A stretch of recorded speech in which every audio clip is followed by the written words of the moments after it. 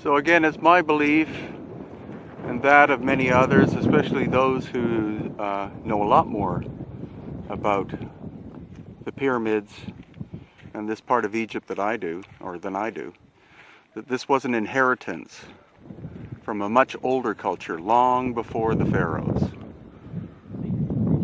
and that they were built as pragmatic power stations, not as tombs. It is believed from this philosophy that in fact these are the oldest of the pyramids, the ones which are stone and encased in stone, and much later, or later at least, are the ones made out of mud brick. So the conventional belief, again, is that the one we will visit next at Saqqara, that was an early experiment because it's a step pyramid, and that through the perfection over the course of only a couple or a few hundred years that they reached this potential.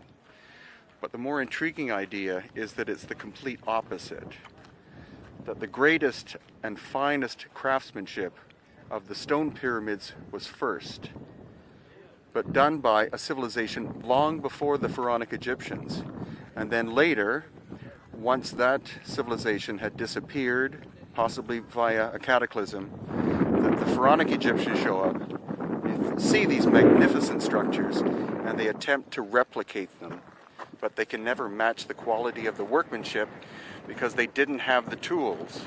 Okay, we're at the site of Dashur, which was the southern border of what we call Land of Osiris, and it features 3 pyramids here. 2 are ancient, 1 is not.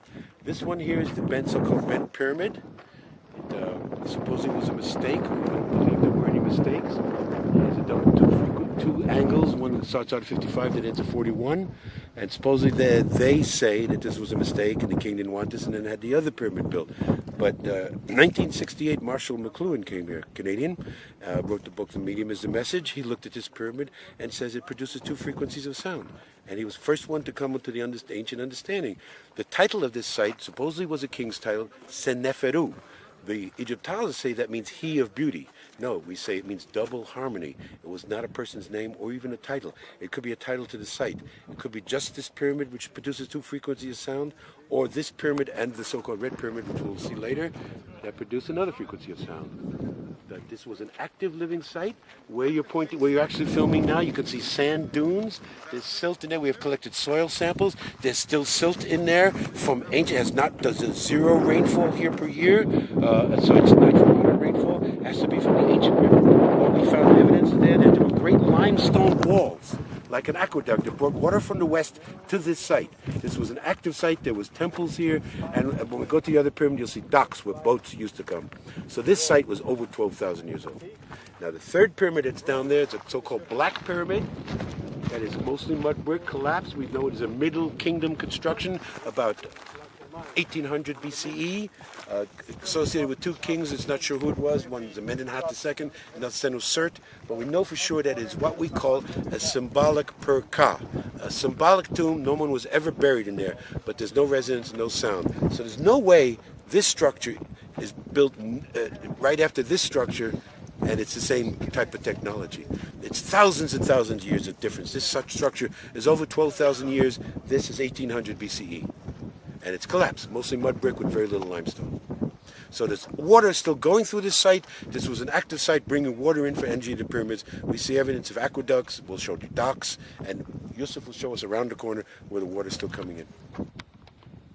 Again, one of the keys, it seems, to the bent pyramid is the fact that it still has the limestone casing on it, more so than many other pyramids, and the fact that it's the corners.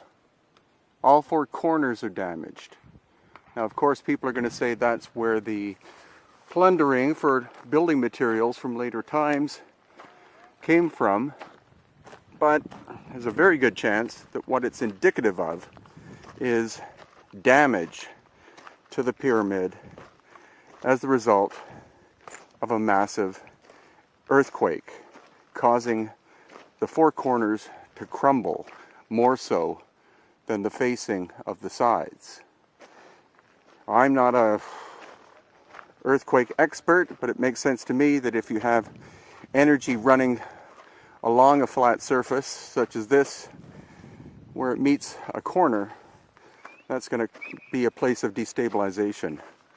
And so it's quite clear, I think, that that here we're looking at a massive, ancient, very ancient pre-pharaonic construction that had a pragmatic function, that of an energy generator, as were the pyramids on the Giza Plateau, and that a major event, catastrophic, planetary in scale, happened about 12,000 years ago, causing major damage to this structure and others, and therefore turning off the function of the power plant. It's believed that they were fed by water, not from the Nile, which is here, but from the earlier Nile, which was west of the present-day Nile. And that is why there is a profusion of tunnel systems running from the west towards the east, that the water entered the pyramid underneath, and that there was a process by which water was broken into its components of hydrogen and oxygen, and the hydrogen is what was used to generate the power. And what level of power? Some say microwave, some say many different levels of and functions of the power itself.